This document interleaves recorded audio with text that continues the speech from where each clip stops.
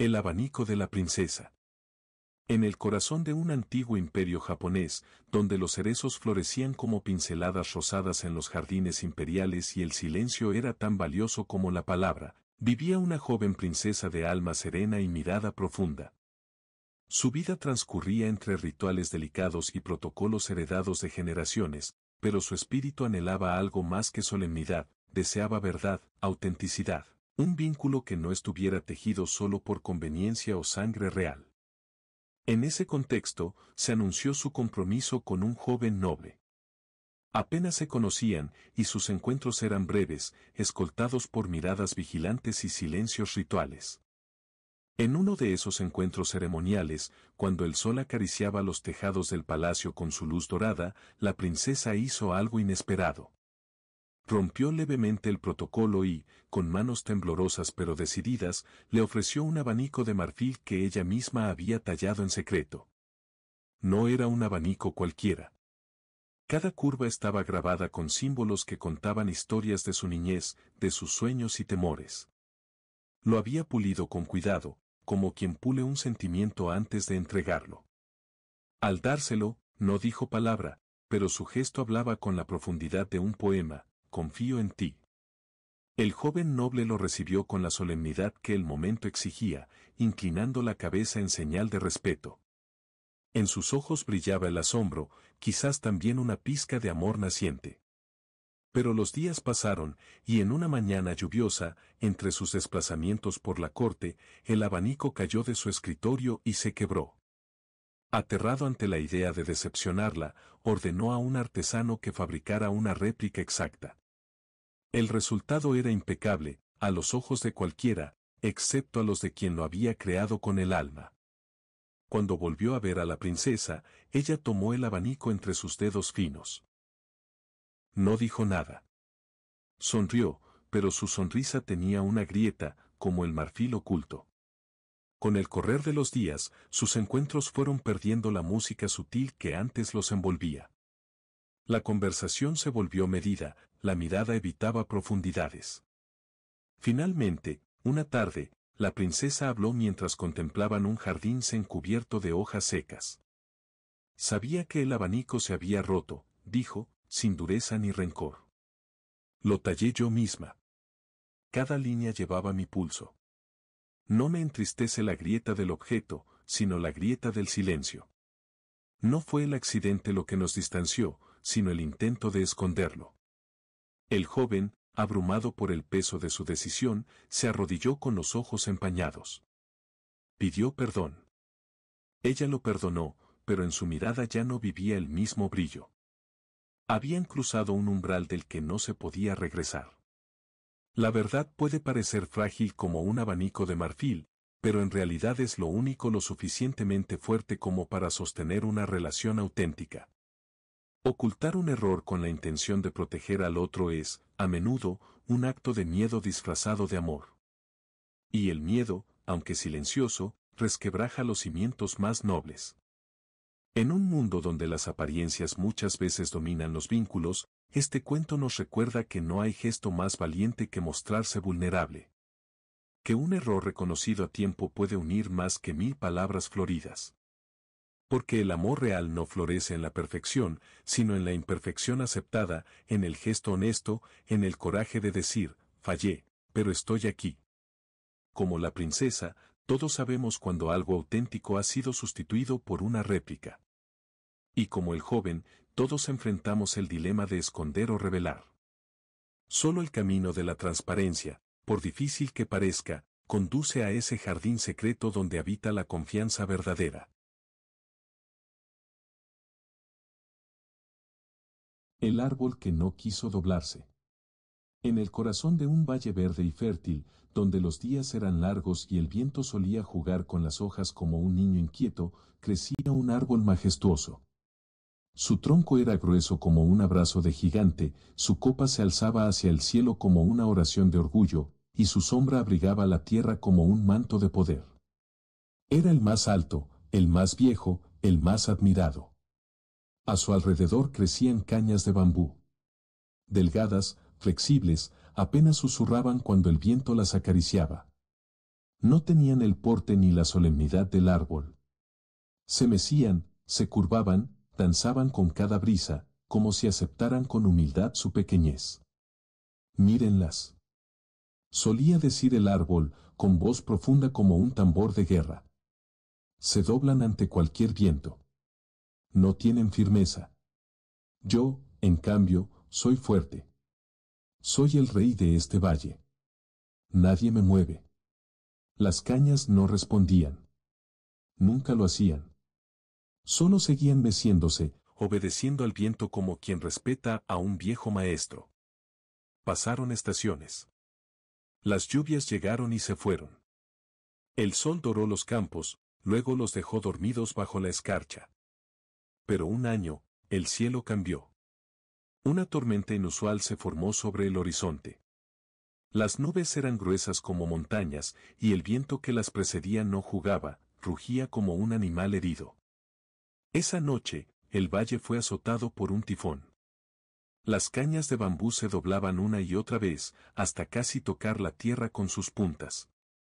Se retorcían con el viento, pero no ofrecían resistencia. Sabían que oponer fuerza solo provocaría ruptura. El gran árbol, sin embargo, permaneció erguido, como siempre. Se negó a ceder. Cada ráfaga lo sacudía con violencia, y aunque sus raíces se aferraban con fuerza al suelo, llegó un momento en que ya no pudo resistir. Un crujido atravesó la noche como un lamento final. El árbol fue arrancado de raíz y cayó con un estruendo que sacudió la tierra.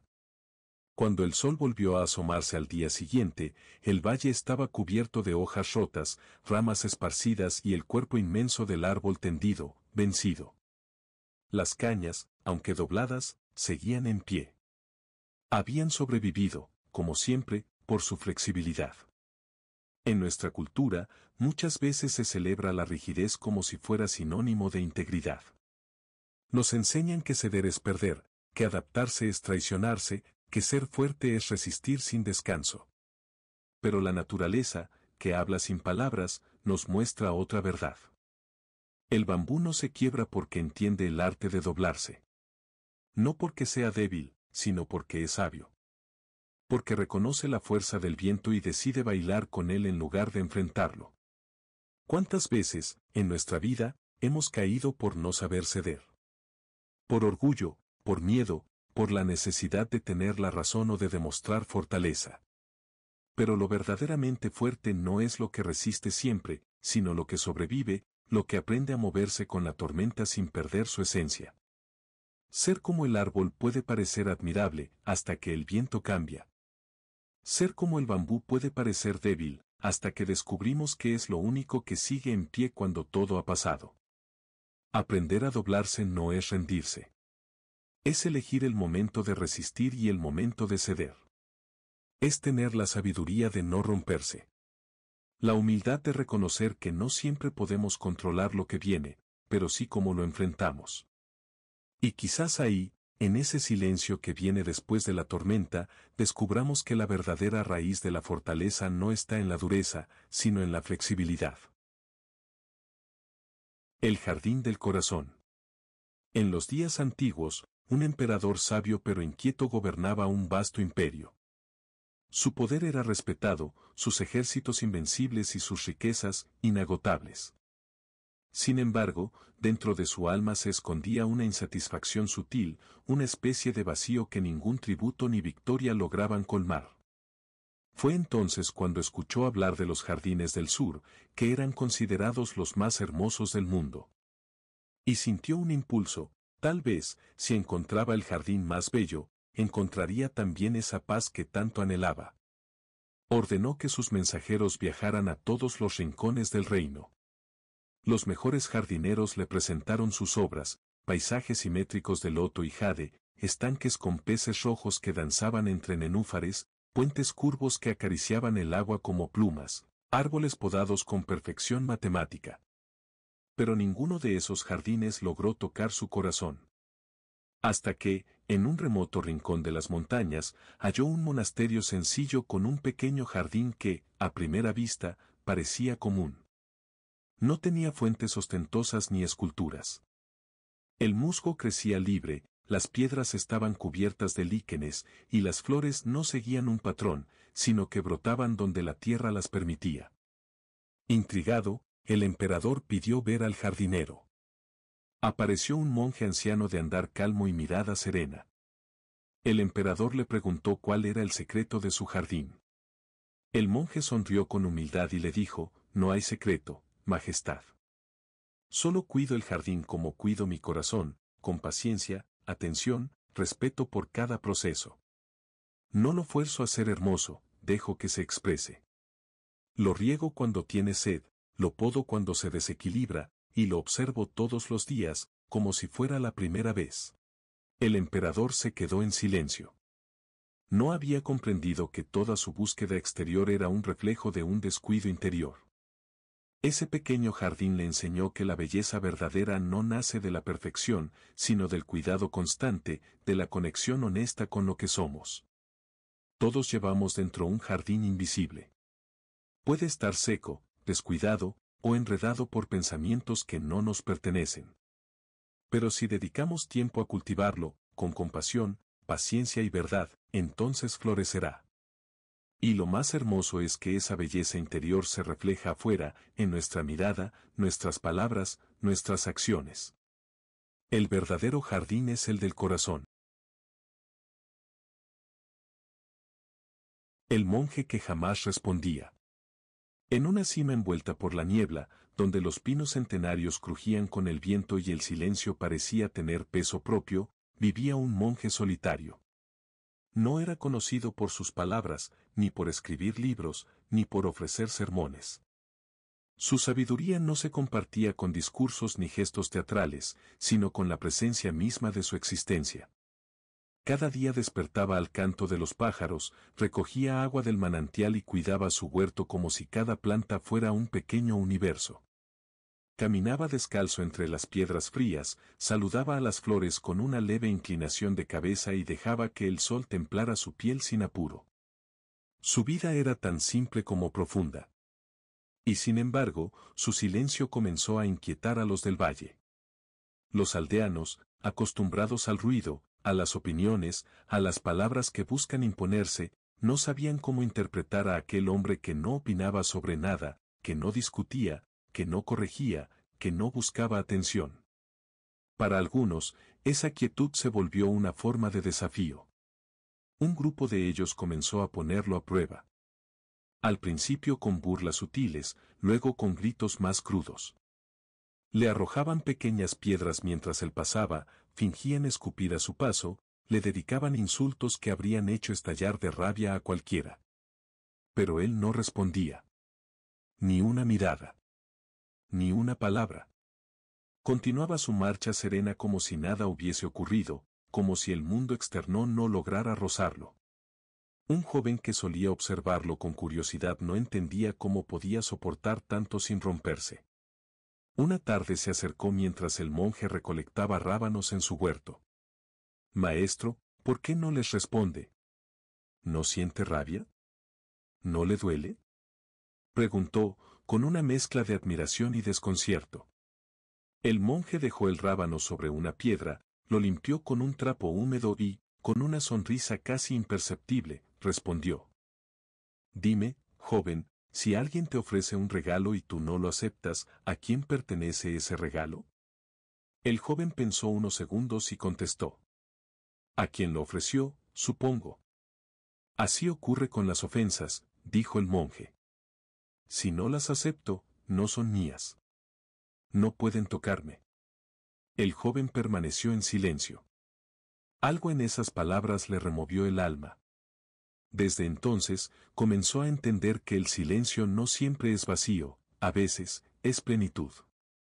Vivimos en un mundo que nos empuja a reaccionar.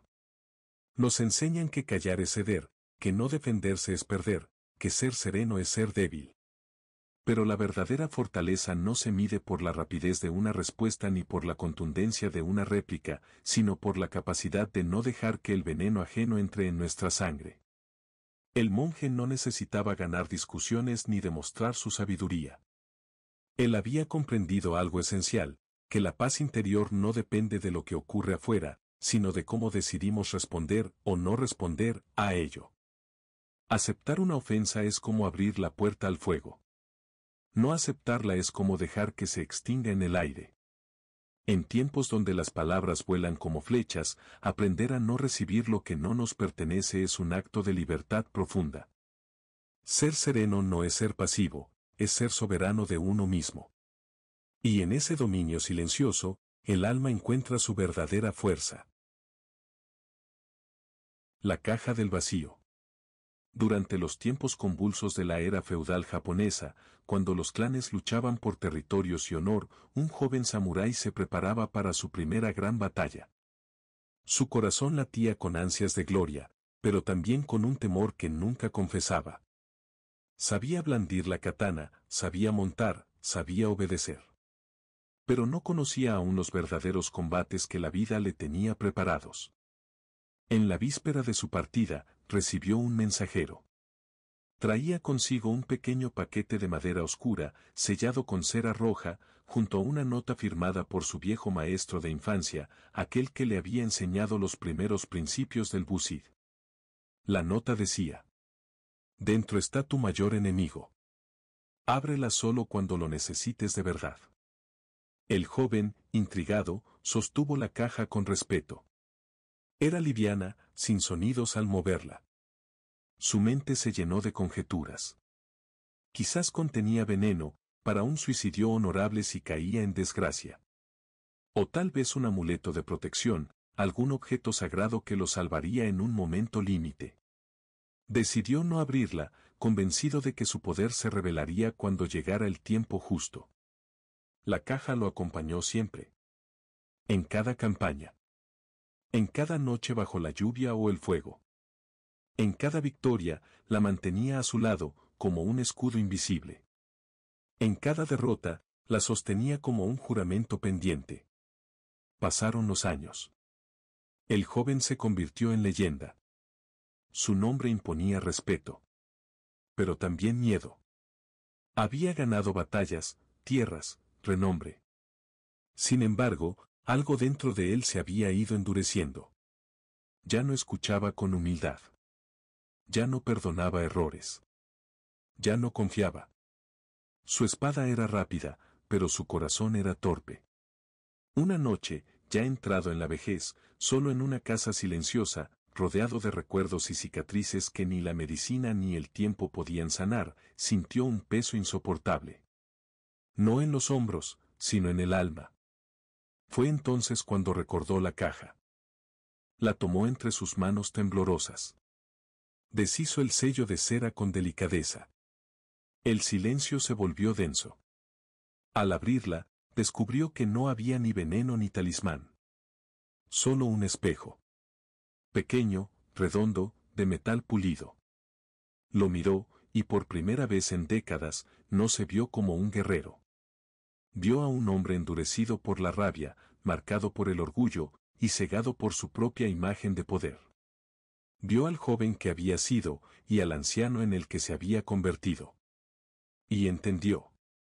Su mayor enemigo siempre había viajado con él. Dormido en su pecho.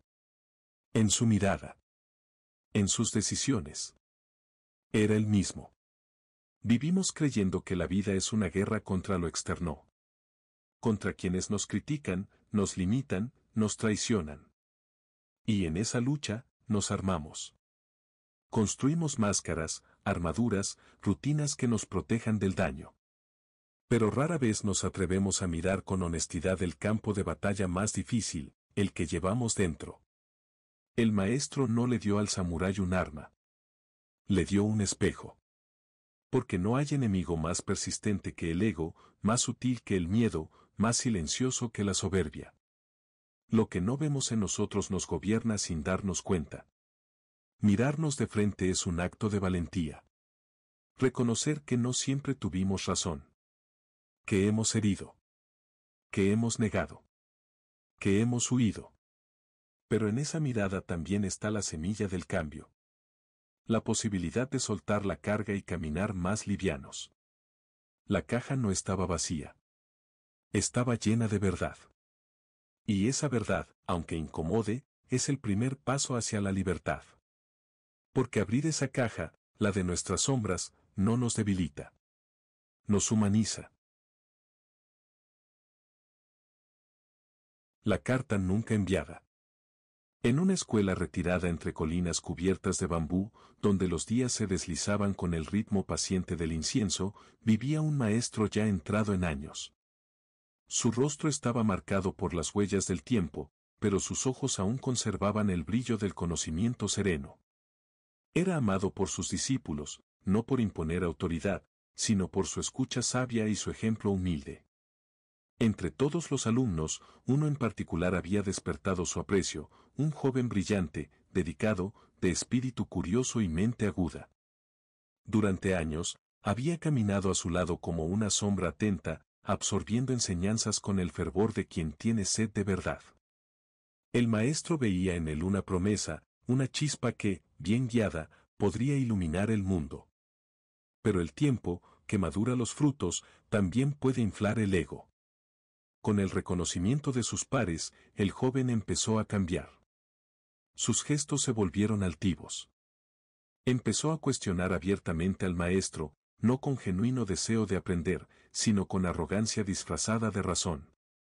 Ignoraba sus consejos, hablaba con desdén, y su humildad se fue desdibujando como tinta bajo la lluvia. Un día, después de un acto especialmente hiriente frente a los otros discípulos, el maestro regresó a su cuarto con el corazón encogido. Se sentó frente a su escritorio de madera gastada, tomó su pincel y comenzó a escribir. La carta que salió de su mano era un volcán contenido. No insultaba, pero dolía. Señalaba con precisión cada gesto desleal, cada palabra altiva, cada oportunidad perdida de crecer. Hablaba del dolor de un maestro que se siente traicionado no por el desacuerdo, sino por la falta de respeto. Era una carta verdadera y dura.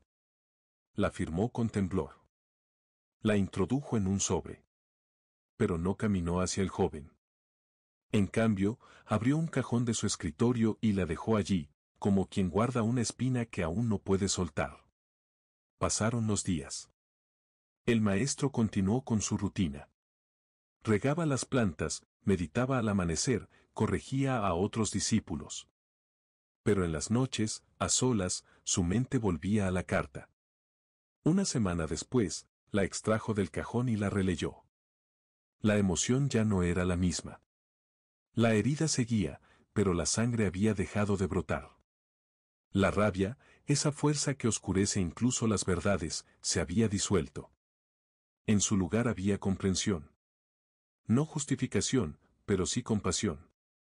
Con un gesto suave, rompió la carta en pedazos y dejó que el viento la llevara por la ventana abierta. Esa misma tarde llamó al joven. No le habló con reproches. No le enumeró errores.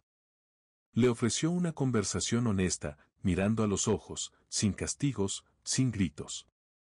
Solo verdad, dicha desde el centro de su alma, no desde el borde de la emoción. El joven, sorprendido, escuchó en silencio. Por primera vez en mucho tiempo, su orgullo se quebró.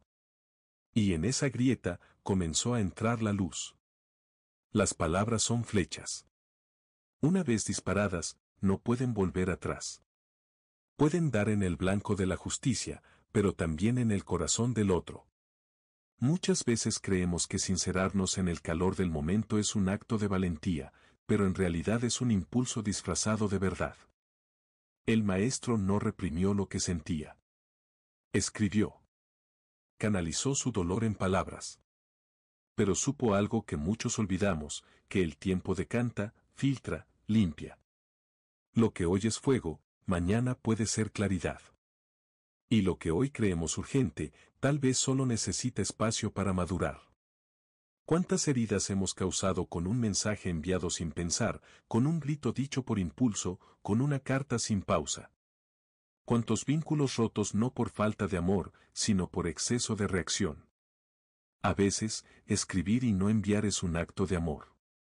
Es un gesto hacia nosotros mismos y hacia el otro. Es la sabiduría del silencio que no reprime, pero sí respira.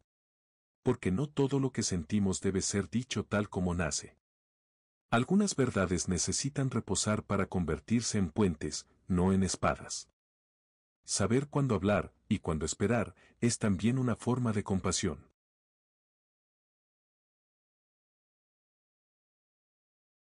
La roca y el agua. En un monasterio enclavado entre montañas, donde las nubes bajaban al amanecer como si quisieran aprender del silencio, dos discípulos discutían con una intensidad inusual. Era temprano, y el incienso aún flotaba en el aire como una oración sin palabras. Uno, de temperamento fuerte, golpeaba su bastón contra el suelo con cada argumento. La fuerza es la virtud más alta. ¿De qué sirve ser como el agua si el mundo te golpea? Hay que ser como la roca, que no se mueve, que resiste, que impone respeto. El otro, más sereno, sostenía su cuenco con ambas manos y respondía con calma. La roca es fuerte, sí. Pero el agua es sabia. Cede, fluye, se adapta. No necesita imponerse. La roca puede quebrarse. El agua, nunca. El maestro, que había escuchado todo desde la galería, interrumpió el debate con una leve sonrisa. Vengan conmigo, dijo, y sin más palabras, caminó hacia el bosque. Los condujo por senderos apenas visibles, bordeando un río delgado que cantaba entre las piedras. Después de una larga caminata, llegaron a una cueva profunda. El interior estaba fresco y húmedo. Un rayo de luz se colaba desde lo alto, iluminando el centro exacto de la escena. Allí, sobre el suelo de piedra, se erguía una gran roca de forma casi perfecta, salvo por un detalle, tenía un agujero en su centro. Un orificio redondo, profundo, pulido como si una mano invisible lo hubiera esculpido con paciencia infinita. Encima de la roca, una gota de agua caía. Ploc. Ploc. Ploc. Desde hace más de 100 años, esta gota cae sin descanso, dijo el maestro. Una tras otra. Sin prisa, sin pausa. La roca sigue ahí, objetó el discípulo más terco. Pero ya no es la misma, respondió el maestro. Lo que parece suave, con constancia, transforma lo que parece inquebrantable. El agua no pelea. No grita. No resiste. Pero no se detiene. Los discípulos guardaron silencio. El eco de la cueva era ahora el único que hablaba. Ploc, ploc. El agua, sin saberlo, había vencido a la roca. Nos han enseñado a admirar lo firme, lo duro, lo que resiste sin doblarse.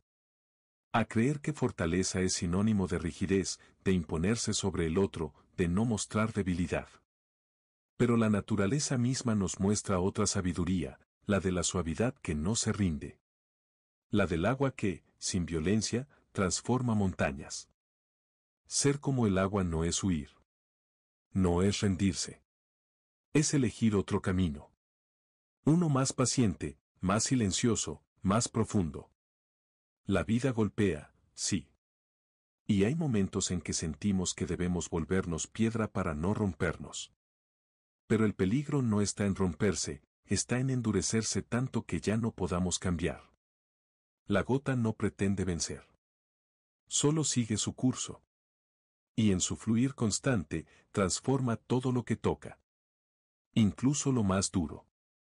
Quizás, en un mundo que valora la rapidez y la imposición, aprender a ser como el agua sea uno de los actos más revolucionarios. Persistir sin perder la ternura. Adaptarse sin dejar de ser uno mismo. Porque al final, la verdadera fuerza no está en resistir como una roca, sino en transformar como el agua. La sombra del dragón. En una aldea lejana, al pie de unas montañas envueltas en neblina, vivía un hombre silencioso. Su casa era simple, con muros de piedra y tejas antiguas, pero su interior albergaba una obra de una belleza tan insólita que casi nadie la había visto. Aquel hombre era un artista, uno de esos pocos que no pintan por encargo ni por fama, sino por una necesidad interior que roza lo sagrado. Durante años, trabajó en una única creación, un dragón inmenso que ocupaba toda una pared de su hogar. Lo pintaba con devoción cada día, como quien cuida un jardín secreto. Cada escama era una pincelada de paciencia, cada línea del cuerpo una confesión íntima. Su mirada, profunda y feroz, parecía observar al que la mirara. Su cuerpo serpenteaba por la pared con elegancia antigua y hasta su lengua parecía moverse al ritmo del viento. La gente del pueblo hablaba de su talento. Algunos, movidos por la curiosidad, intentaron ver la pintura. Otros le ofrecieron exponerla, llevarla a la ciudad, cobrar fortunas. Pero él siempre se negaba. Todavía no está lista, decía, bajando la mirada. Le falta algo, algo esencial. Esa excusa, repetida durante años, se convirtió en una muralla. Nadie más preguntó. Todos pensaban que era perfeccionista, modesto o simplemente excéntrico. Pero la verdad era otra. Había noches en las que el artista se sentaba frente al dragón, en silencio, y sentía algo que no sabía explicar. No era orgullo, ni paz. Era algo más cercano al vértigo. Como si la criatura que había creado con tanto amor comenzara a tener vida propia. Como si, en cada trazo, hubiera depositado no solo técnica, sino una parte de su alma, y ahora esa alma lo mirara desde la pared. Una noche, el cielo estalló en una tormenta. El viento golpeaba las ventanas, la lluvia caía con furia, y los truenos sacudían la tierra. Dentro de la casa, el artista encendió una lámpara de aceite e intentó dormir. Pero no pudo. El dragón, iluminado por la llama temblorosa, parecía moverse. No físicamente, pero su sombra proyectada sobre el suelo ondulaba con una inquietud casi viva. Y entonces, un relámpago rompió la oscuridad. Por un instante breve y absoluto, la luz llenó la habitación y la sombra del dragón se deslizó por el techo, como si estirara sus alas. El artista se quedó paralizado. El corazón le latía con violencia. Esa figura que había creado con tanto amor, con tanto detalle, de pronto lo aterraba. En ese instante comprendió, había pintado algo más grande que él mismo. Su obra, su talento, su fuerza creadora, todo eso se le volvía inmenso, como si el dragón ya no le perteneciera. Y entonces, huyó. Dejó atrás la casa, su pintura, sus años de trabajo. Nadie volvió a verlo. Algunos dicen que se refugió en un templo, otros que vagó por los caminos sin rumbo. La casa, con el tiempo, fue cubierta por la maleza. Y el dragón, inmóvil en la pared, siguió esperando. En cada uno de nosotros hay un dragón. No uno que escupe fuego o vuela por los cielos, sino una fuerza latente, una grandeza silenciosa que se manifiesta cuando nos entregamos por completo a lo que amamos. Pero esa fuerza, cuando finalmente se revela, puede asustar. Porque crecer, brillar, crear con autenticidad, exige valentía. Y no la valentía de los héroes que luchan afuera, sino la de los que enfrentan su propio reflejo.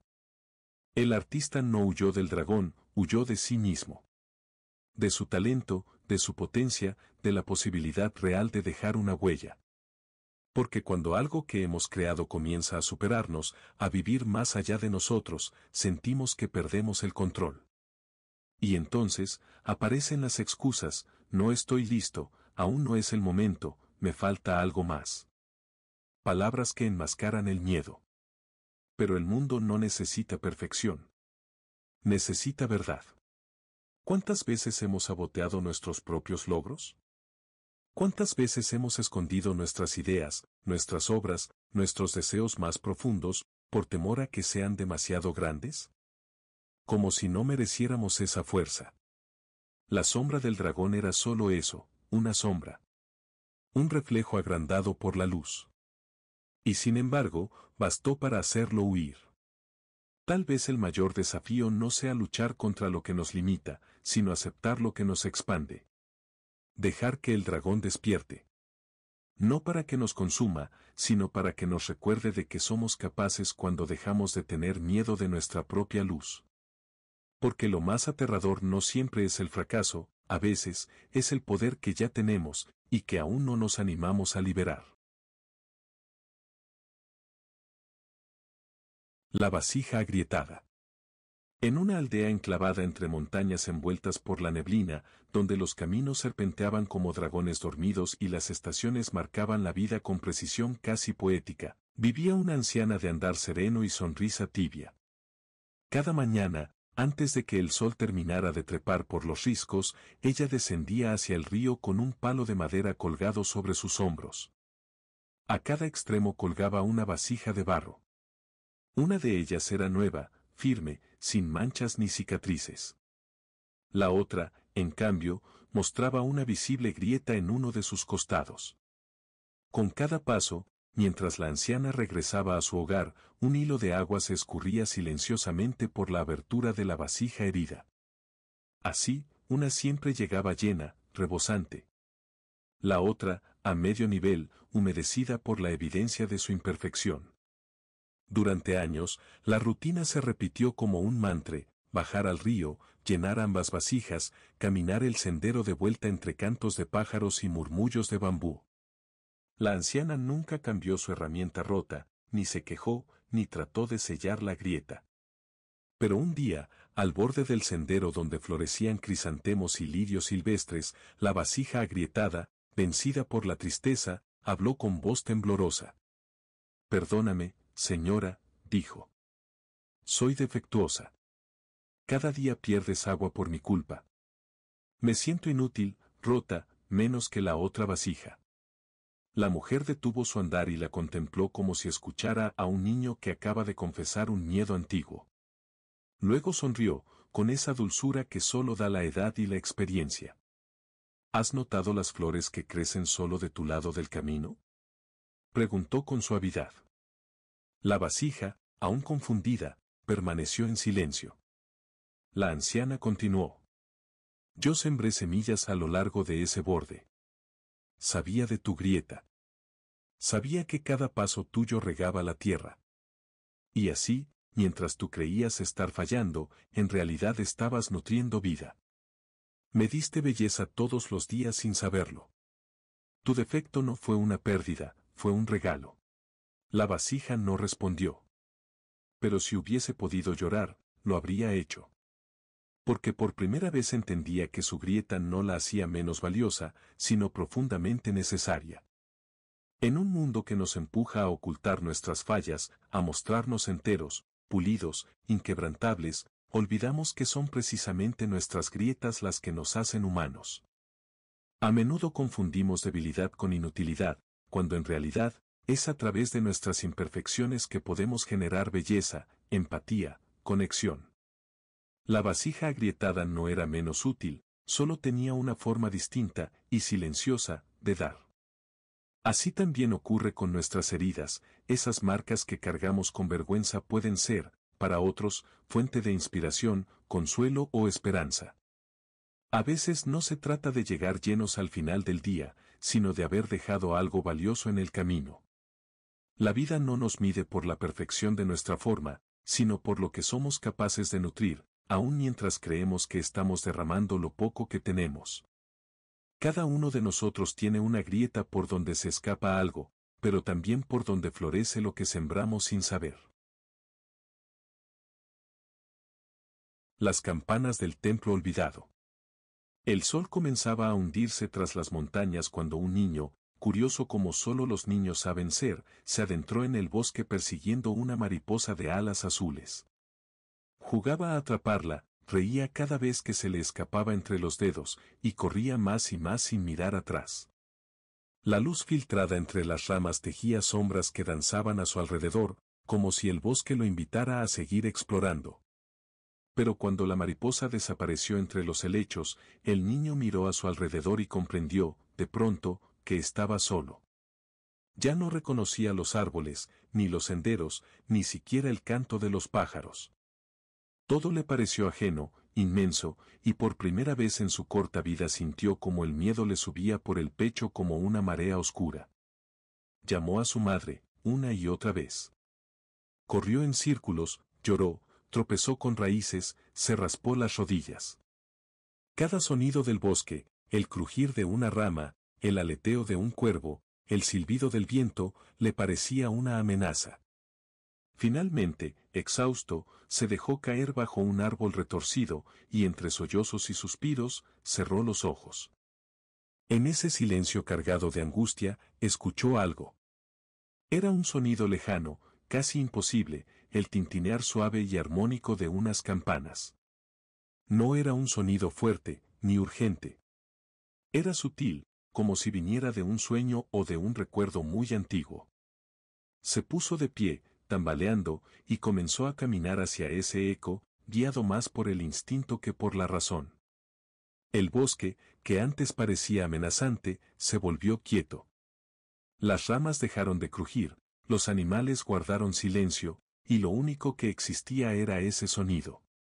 Cuanto más caminaba, más nítido se volvía. Hasta que, entre la niebla de la tarde, vio una figura olvidada por el tiempo, un templo cubierto de musgo, casi devorado por la naturaleza. Las enredaderas trepaban por las columnas como dedos del pasado, y la madera estaba agrietada por los años. El niño empujó la puerta, que se abrió con un quejido suave. Dentro, la penumbra se mezclaba con la luz dorada del atardecer que entraba por las rendijas. Y allí, en medio del templo vacío, sentado en posición de loto frente a un altar sin velas, había un monje de túnica blanca y ojos cerrados. Me perdí, balbuceó el niño, con la voz quebrada. No sé cómo volver. El monje no se inmutó. Solo sonrió con una serenidad que llenó el espacio como si hubiese encendido una lámpara invisible. No estás perdido, dijo con voz profunda y amable. Solo olvidaste cómo escuchar. El niño frunció el ceño, confundido. Escuché unas campanas, explicó. Por eso llegué aquí. ¿Dónde están? ¿Quién las tocó? El monje, aún con los ojos cerrados, movió apenas la cabeza. Esas campanas no suenan con las manos, dijo. Ni el viento las mueve. Suenan cuando alguien, como tú, deja de correr y se detiene a escuchar. Pero ¿cómo pueden sonar solas? El monje, sin dejar de sonreír, respondió. No son las campanas las que suenan. Es tu alma. Cuando se calla el miedo, cuando el ruido del mundo se apaga, tu alma recuerda el camino. No porque lo haya olvidado, sino porque tú habías dejado de oírla. El niño se sentó frente a él. Por primera vez en todo el día, su respiración se calmó. Cerró los ojos. Y en ese silencio, sin lágrimas, sin sobresaltos, comprendió que ya no tenía miedo. Pasó un rato, quizás minutos, quizás horas, y cuando volvió a abrir los ojos, el monje ya no estaba. El templo parecía aún más viejo, más vacío. Pero el niño no se asustó. Sabía hacia dónde debía caminar. Sin pensarlo, sus pasos lo llevaron por un sendero que, aunque nunca había visto, se le hacía familiar. Y al poco tiempo, divisó el claro donde jugaba cada mañana. No corrió. Caminó en paz. Porque entendió que, aunque volviera a perderse, sabría escuchar. En nuestras vidas, muchas veces sentimos que nos perdemos, en decisiones, en relaciones, en expectativas que no se cumplen. Corremos tras mariposas, ilusiones, metas, deseos, y de pronto nos encontramos en un lugar que no reconocemos, envueltos en el ruido del miedo, la frustración, la duda.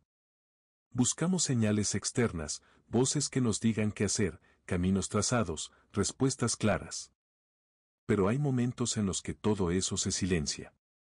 Y es ahí, justo ahí, cuando podemos oír algo más profundo, una campana interna que siempre ha estado sonando. El problema es que vivimos con tanto ruido, externo e interno, que no la escuchamos. Estamos tan ocupados en evitar el miedo que no nos detenemos a escucharlo. Y sin darnos cuenta, esa prisa por salir del bosque nos aleja más del hogar. El templo olvidado vive en nosotros. El monje ciego está en nuestro interior, esperando a que lo escuchemos. No para darnos respuestas, sino para recordarnos que ya las tenemos. La voz que necesitamos no siempre llega desde afuera. A veces, es un eco suave que aparece cuando nos detenemos, respiramos y dejamos que el alma nos hable. porque el alma no grita. Susurra. Y cuando finalmente la oímos, el camino de regreso aparece. No porque alguien lo haya marcado, sino porque nosotros lo recordamos. A lo largo de estos 10 cuentos, caminamos por senderos invisibles. Viajamos sin movernos. Fuimos espectadores de historias ajenas que, sin darnos cuenta, empezaron a hablarnos de nosotros mismos. Cada relato fue una linterna encendida en rincones que solemos evitar, una invitación a pausar, a mirar más despacio, más hondo, más humano.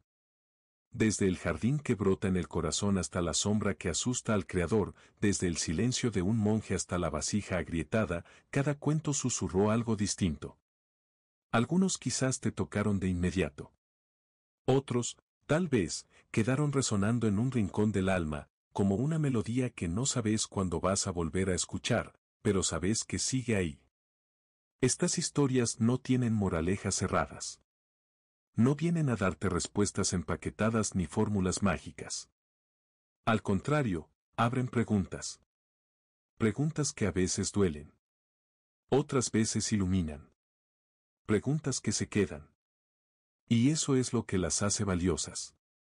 Porque en una época que corre tan rápido, en la que todo parece urgente, tomarse el tiempo para no saber, para sentir, para quedarse quieto, es un acto de rebeldía. Y de sabiduría. Quizás te preguntaste en algún momento, ¿para qué sirve escuchar estos cuentos?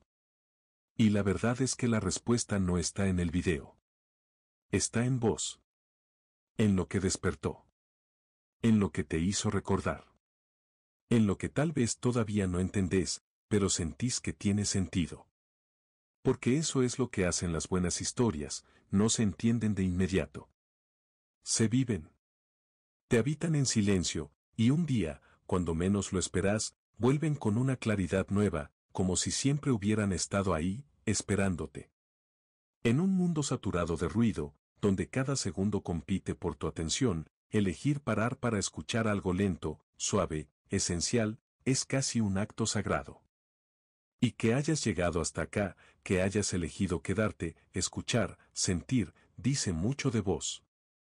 Dice que hay dentro tuyo una búsqueda, una sed de profundidad, una voluntad de entender la vida desde un lugar menos superficial. Si alguno de estos relatos dejó una huella, aunque sea pequeña, no hace falta hacer nada más. Ya comenzó su trabajo. La transformación no siempre es ruidosa. A veces, es como una gota cayendo lenta, constante, abriendo camino sin que nadie lo note. Gracias por haberte permitido este viaje. Gracias por estar del otro lado con el corazón abierto. Si sentís que este contenido puede acompañar a alguien más, compartilo.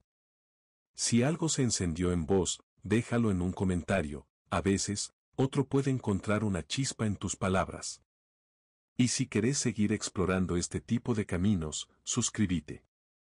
Este canal es para eso, para quienes buscan más que entretenimiento, para quienes buscan sentido. Y recordá, no es la historia la que importa. Es lo que hace con vos. Nos vemos en el próximo cuento.